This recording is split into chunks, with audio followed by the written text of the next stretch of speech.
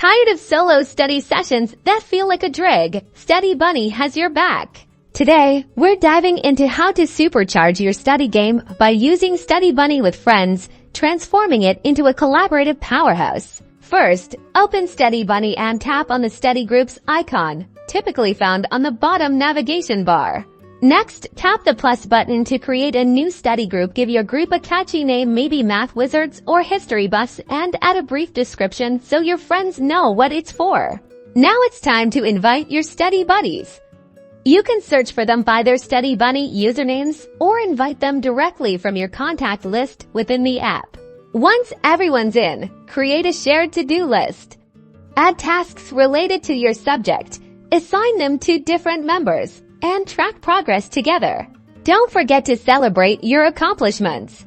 Study Bunny lets you send virtual rewards like stickers or encouraging messages to keep everyone motivated. A little friendly competition never hurt anyone. Use the focus timer while studying together and compare results at the end of the session. The app will also allow you to compare points, track and see who put in the most work, and encourage one another.